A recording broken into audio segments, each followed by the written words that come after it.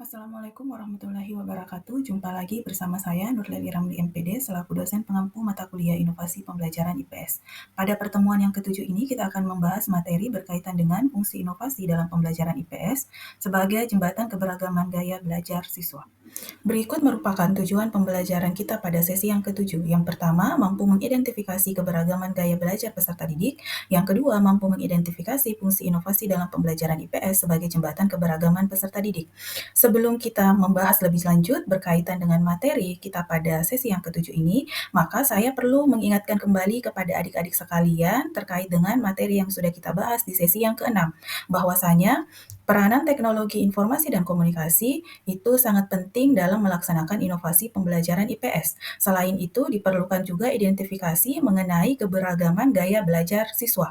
Oleh karena itu, mari bersama-sama kita menyimak bagaimana gaya belajar peserta didik yang ada di sekolah.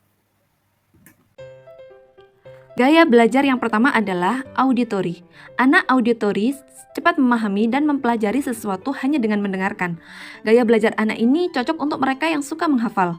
Anak dengan gaya belajar auditori sangat mudah menyerap atau merekam apa yang mereka dengarkan, termasuk cerita, dan ia sangat mampu menjelaskan kembali dengan bahasa mereka sendiri. Ciri-ciri anak yang memiliki gaya belajar auditori adalah 1. Mudah mengingat kata-kata dari cerita atau lagu yang didengarkan.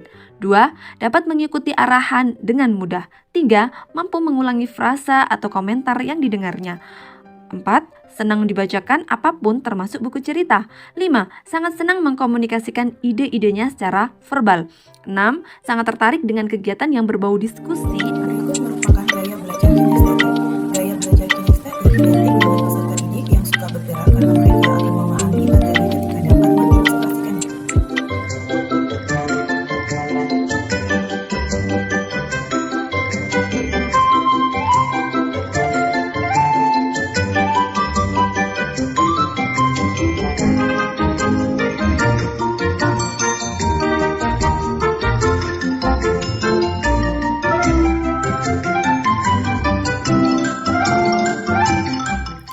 Teori pembelajaran First Principle Instruction dari David Merrill merupakan salah satu teori yang mendukung bahwasanya di dalam pelaksanaan pembelajaran ada beberapa hal yang perlu diperhatikan. Yang pertama, problem. Belajar akan terjadi ketika peserta didik dilibatkan dalam permasalahan nyata yang kontekstual. Yang kedua adalah activation, langkah menghubungkan pengetahuan peserta didik dengan permasalahan yang diajukan.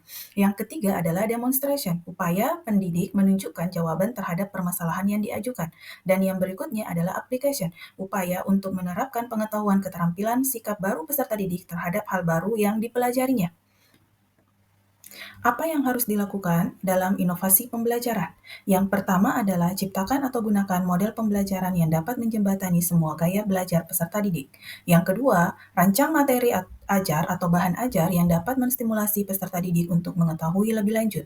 Yang ketiga, rancang atau gunakan media pembelajaran yang dapat membantu peserta didik memahami materi pembelajaran. Yang keempat, rancang atau gunakan alat evaluasi pembelajaran yang menyenangkan dan mampu membuat peserta didik berpikir kreatif. Berikut merupakan contoh penggunaan konsep MAP dalam pembelajaran Project-Based Learning. Langkah yang pertama adalah guru membuat kelompok yang bersifat heterogen.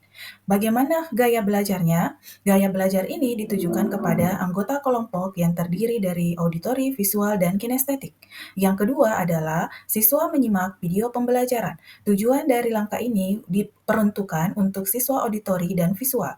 Yang ketiga adalah melakukan diskusi dengan sesama anggota kelompok. Tujuannya agar terjalin kolaborasi antara siswa auditori dan visual. Yang berikutnya adalah membuat konsep map. Pembuatan konsep map ini ditujukan kepada siswa kinestetik agar mereka dapat menggambarkan alur materi pembelajaran. Yang berikutnya adalah presentasi hasil kerja, di mana presentasi ini bertujuan untuk membangun rasa kepercayaan diri siswa untuk berbicara dan mengemukakan pendapat. Berikut merupakan kesimpulan materi kita pada pertemuan hari ini. Itulah tadi pemaparan terkait dengan materi. Lebih dan kurangnya mohon dimaafkan. Wabillahi taufiq wal hidayah. Wassalamualaikum warahmatullahi wabarakatuh.